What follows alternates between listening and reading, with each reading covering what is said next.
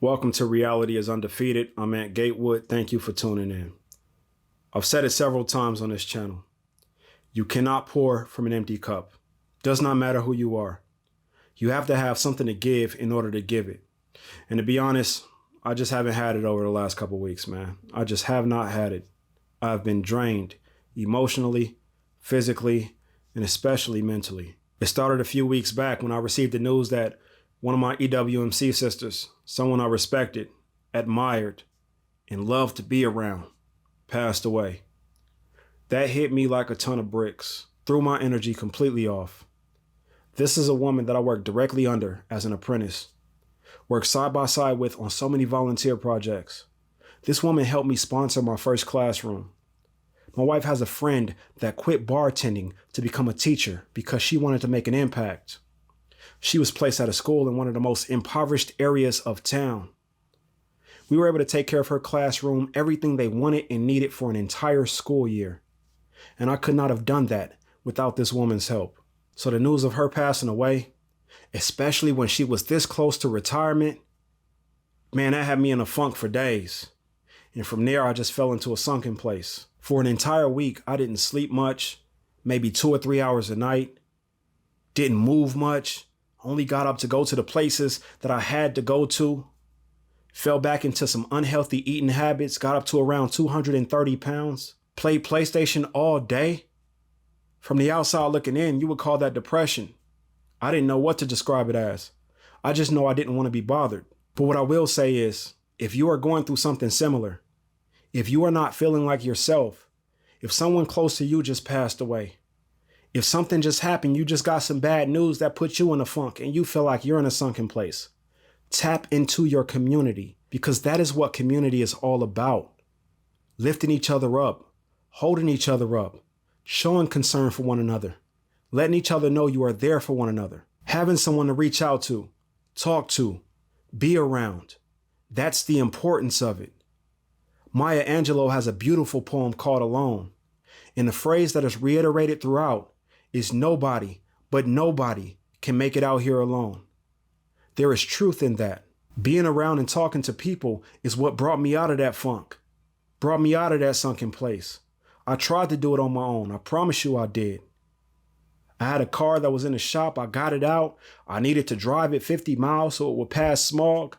So I decided to drive down to Boulder City, pulled up on my brother's grave site, spent some time there. Then I left and I went to this burger restaurant that I've seen a million times and always wanted to try, but never got the chance to.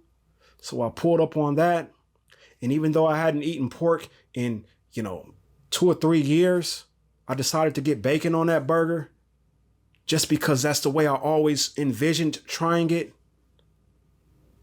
I didn't like the environment of the restaurant, so I drove another 15 miles to this lake Overlook that I used to take my tour groups to all the time. And I sat there and I ate lunch overlooking the lake. And I sat on that edge and I just viewed the lake, and I sat there on that edge and I pulled out my phone, and now I'm looking at, Penny Hardaway highlights of his career while I'm overlooking this lake, trying to get myself out of this, depression. Then it got crowded and loud, so I left and I drove back into town and I pulled back up on the shop so they could check to see if my computer was reset. Went and got it smogged, and after it passed that, I went to my mother's house so I could shampoo my seats, and, pulling up on my mother felt good. My sister came out the room just to give me a hug. She had no idea what was going on or anything like that, just pure love. That felt great. I left my mother's house because I had to pick my kids up from school. And on the way to picking my kids up from school, I called my pops. Say, yeah, pops, man, I'm just calling you because I ain't heard from you in a while, man. You know what he said to me? He said, son, I hear from you every day, because he's tuned into this channel. And obviously that made my day. And now I'm starting to figure it out. It's the people that love me. Me being around these people, me talking to these people, that's pulling me up out this funk. So the night before, I was supposed to go to this EWMC meeting, but for obvious reasons, I decided not to go. Couldn't bring myself to do it. But I knew the following night we would be in the kitchen serving our stewards. So I decided to go in and help out, volunteer my time, and that was the best thing I could have done. Being around all of these people, All of these people that are deeply affected by this woman's passing.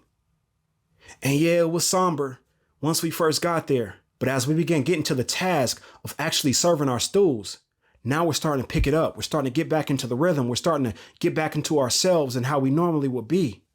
I'm on the grill with these links and burgers, and I'm chopping it up with one of our newest members, who was somebody I worked with on a project 3 or 4 years ago. And we just reminiscing about the past. And we get finished serving and cooking, and now we're inside and we're eating the leftovers, and we just chopping it up. We talking basketball and football and life and so on and so forth.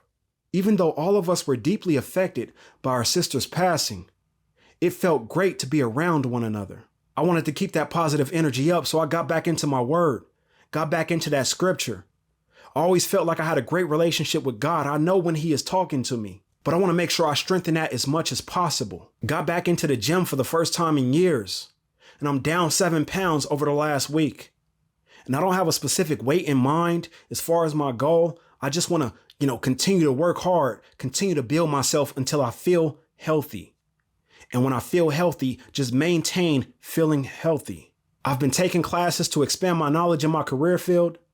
Picked up a new cert on Saturday. Yesterday, I recertified my first aid in CPR. Tomorrow morning, I have an exam to get my PV license, which allows me to install solar on my own. I just scheduled a therapy session, which is huge for me because anybody who knows me knows that I'm just an open book. I'll just tell anyone what's going on with me. But I've never had that one-on-one with anyone that's a professional that can guide me in a certain kind of way. And now I'm back to my writing, and it's flowing as it once did, like water.